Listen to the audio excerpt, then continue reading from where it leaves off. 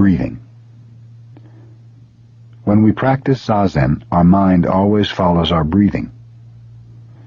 When we inhale, the air comes into the inner world. When we exhale, the air goes out to the outer world. The inner world is limitless, and the outer world is also limitless. We say inner world or outer world, but actually there is just one whole world. In this limitless world, our throat is like a swinging door.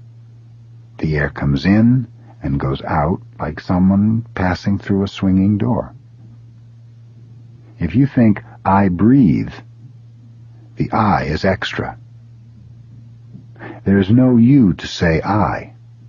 What we call I is just a swinging door, which moves when we inhale and when we exhale.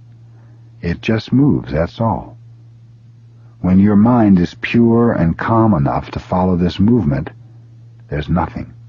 No I, no world, no mind, no body, just a swinging door. So when we practice Zazen, all that exists is the movement of the breathing, but we're aware of this movement. You should not be absent-minded. But to be aware of the movement does not mean to be aware of your small self, but rather of your universal nature or Buddha nature.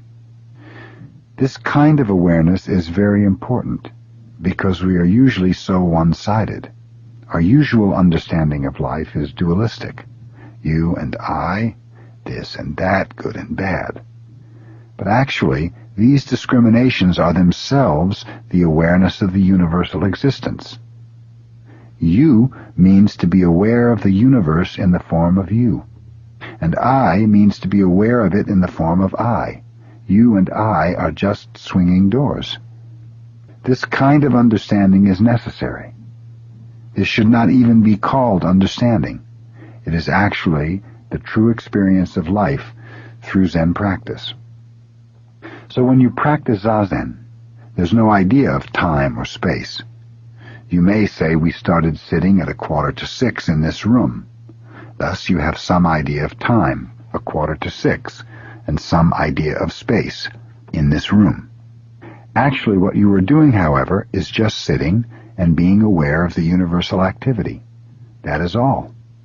This moment the swinging door is opening in one direction, and the next moment the swinging door will be opening in the opposite direction.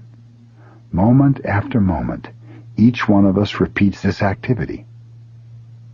Here there is no idea of time or space. Time and space are one. You may say, I must do something this afternoon. But actually there's no this afternoon. We do things one after the other, that's all. There is no such time as this afternoon, or 1 o'clock, or 2 o'clock. At 1 o'clock you will eat your lunch. To eat lunch is itself 1 o'clock. You will be somewhere, but that place cannot be separated from 1 o'clock. For someone who actually appreciates our life, they're the same. But when we become tired of our life, we may say, I shouldn't have come to this place. It may have been much better to have gone to some other place for lunch. This place is not so good. In your mind, you create an idea of place separate from an actual time. Or you may say, this is bad, so I should not do this.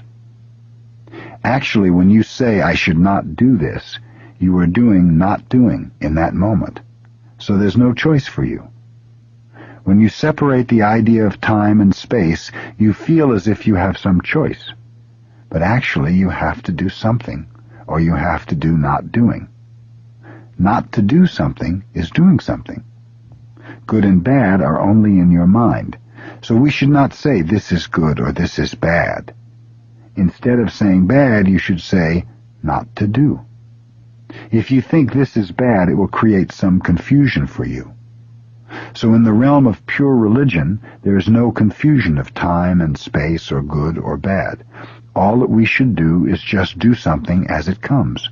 Do something. Whatever it is, we should do it, even if it is not doing something.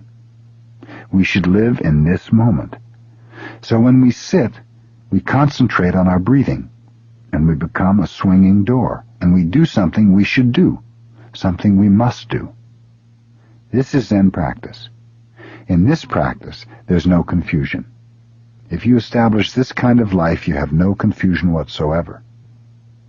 Tozan, a famous Zen master, said, "The blue mountain is the father of the white cloud. The white cloud is the son of the blue mountain. All day long they depend on each other, without being dependent on each other. The white cloud is always the white cloud. The blue mountain is always the blue mountain."